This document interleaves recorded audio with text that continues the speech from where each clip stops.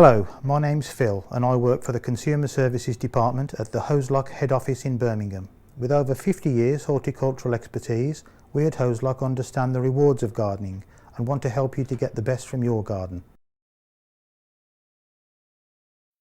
So in this video I'm going to run through the procedure of doing an annual service on the 1500 Hozelock Air Pump. Before we start, I just need to make a couple of points clear. Firstly, we need to make sure that the air pump is disconnected from the mains, which is what I've done here. And the second thing to note is that because we're possibly coming into contact with something that's been in a garden pond and in contact with pond water, I'm wearing safety gloves just to protect me from any contamination. So to start the annual service, we need to turn the air pump on its back so that we can remove the 4 securing screws that hold the top onto the base. With the screws removed, we can now turn the unit back the right way up and take the top off to reveal the internal workings of the air pump. First thing we're going to do is take off the 2 outlet pipes, because those are included in the service kit, so those will be replaced. So we'll take both of those off. They just pull away like so. The next thing we're going to do is remove the base plate from the bottom of the air pump by taking out the screws again.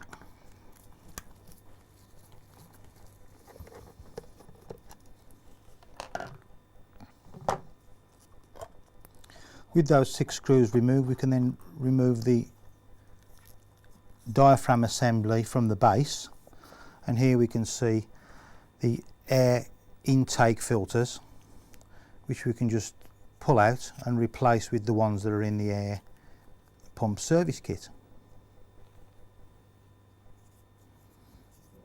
Make sure they lie nice and flat in their appropriate recesses.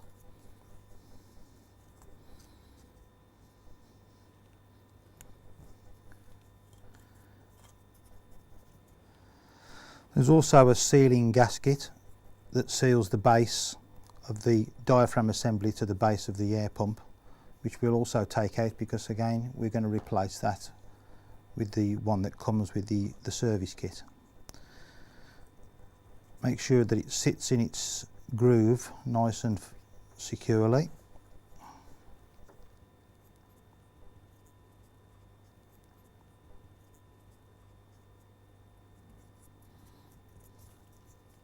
So with that gasket nicely in place and everything sitting in the groove nice and properly, we can put the diaphragm assembly back into the base and secure the screws again.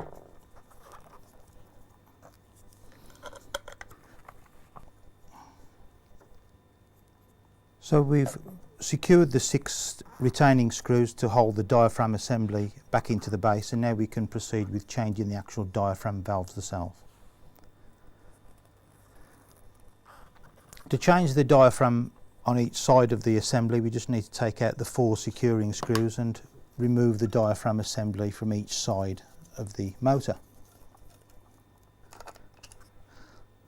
So removing the 4 bolts, we can take the outer diaphragm assembly away. You'll see that the actual inner diaphragm is secured to the central shaft with a small nut. So what we need to do now is, using a pair of pliers or a very small spanner, just remove that nut. With the nut removed, we can now withdraw the securing washer and the little thin plastic washer that goes behind it, and then withdraw the entire inner diaphragm like so. So we're going to replace all those parts with parts that come in the service kit. So taking the new diaphragm, lining up this round boss here with the little round cutout in the body of the motor, push the diaphragm onto the 4 pins, making sure the bolt and the 4 pins come through the centre of the diaphragm, and refit the new washers that come with the annual service kit, like so, and finally refitting the nut to hold them all together.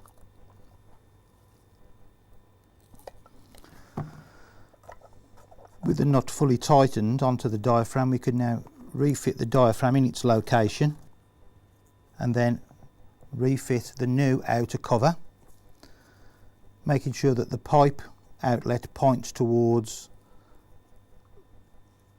the connection there where we're going to connect the new outlet pipes later on, and then refit the 4 bolts to hold it all together.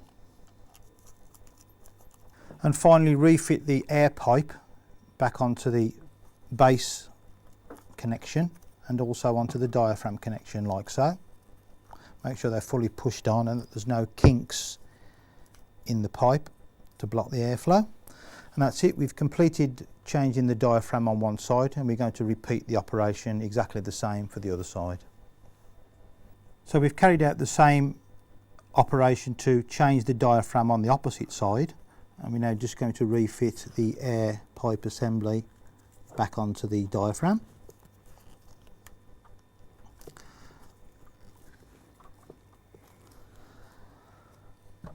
Like so, and that's the assembly completed.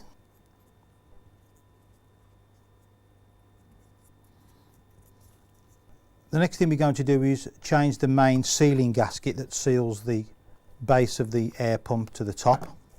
So we just need to lift this gasket out, and we're going to replace it with the new one that comes in the kit, making sure that we get it the right way round. It will fit either way up, but we need to make sure that the outlet end is at the outlet end of the body and the electrical end with the little cutout there is in that part of the body, and fit it into the groove all the way around, including the screw holes.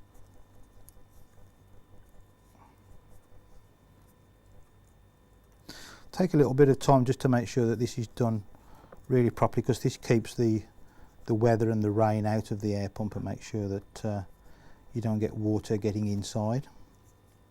Okay, so we've fitted the main sealing gasket to the base, and now we're just going to put the cover back onto the air pump and refit the 4 screws.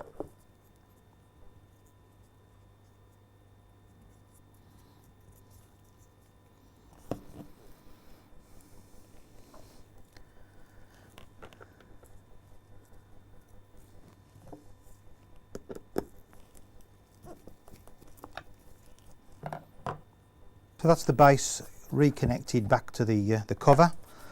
The last thing we're going to do is change the little air filter that's in here by taking out the single screw.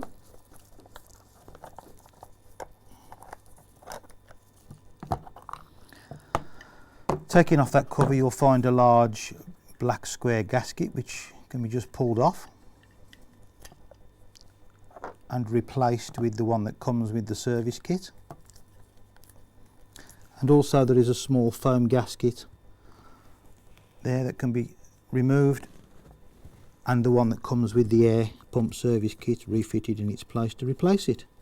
And then the cover is just screwed back on again. And with that refitted, that then completes the annual service on the Hozelock 1500 air pump. That's it, job done.